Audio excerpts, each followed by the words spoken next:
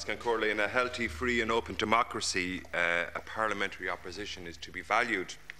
Indeed, it is a necessity, and government ought to be kept in check and have their policies scrutinised by the opposition. And in that respect, I welcome the motion here tonight from Sinn Féin. One cannot demand that their criticisms always be constructive, for that would be unrealistic of a government. But one can hope that they would often, possibly, be responsible, particularly in times of crisis such as this, and this is a crisis that's the worst financial situation in the history of our state. When we took government nearly 12 months ago, you could have best described the situation as a building on fire.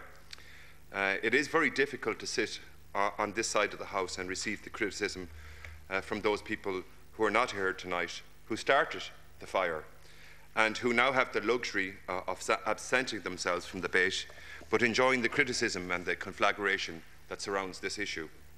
It can be difficult to take it from those on the other side of the House, even those who propose it, the context of the motion. We understand that there's a lot of political capital to be got on this issue, but I think it's important that we have an open, honest and transparent debate in that respect. I commend the Minister who has approached this issue with great sensitivity.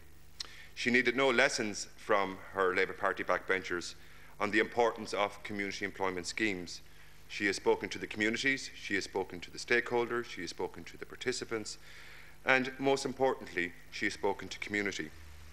Every one of these stakeholders agree with the Minister, because all of the community employment schemes who I have spoken to over the last number of months have said to me and acknowledged that we need a long discussion about the future viability of community employment schemes. Now, many supervisors have given me examples of expensive training modules which have been provided by private training contractors, when the same provision of training could have been provided and can be provided by the VECs. In Tuam District Mental Health Services cancelled a €3,000 training event, a computer training event, to be offered by a former FOSS manager. For 2 days' work, €1,500 a day of training funds to be spent on ECDL. The previous funding system of community employment schemes encouraged scheme management to spend the maximum allocation rather than focus on value for money or the true requirements of the nature of training of the scheme participants. On the 1st of January Lascan-Corley, the community employment schemes were brought under the auspices of the Department of Social Protection, and having previously been the responsibility of FOSS. While it was set up with the best of intentions by a previous Labour minister, since then, under the last government, schemes were failed to properly seek value for money. The reforms that the minister is to ask is for nothing more than for each sponsoring body or committee to properly cost a business case for the funds that they receive. Most schemes that I'm aware already are in position to do that and have no difficulty with being transparent and offering a very valid case for the social impact that a scheme makes to a community and a business case for additional funding. That's what we call prudential government, protecting the taxpayer.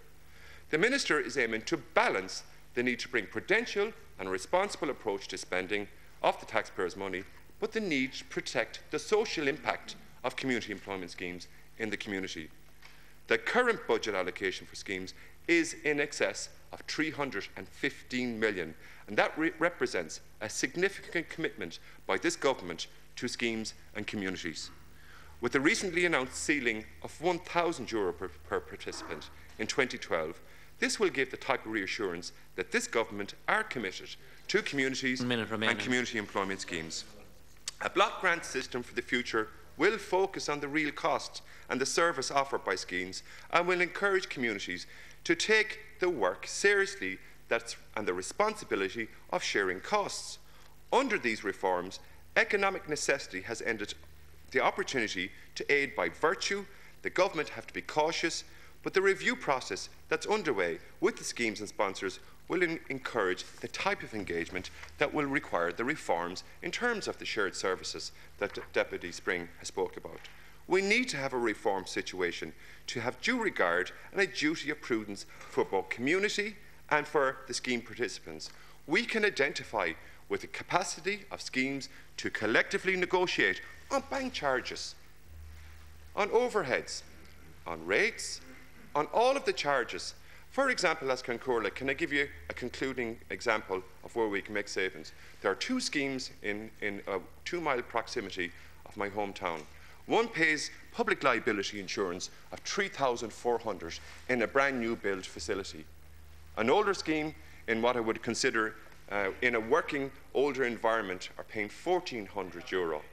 I would have to argue that there is significant waste in relation to some expenditure items, that we can secure those efficiencies and continue to effect reform and change to protect community employment scheme supervisors and the principles set out in terms of ensuring social impact of community employment schemes. Thank you, Deputy.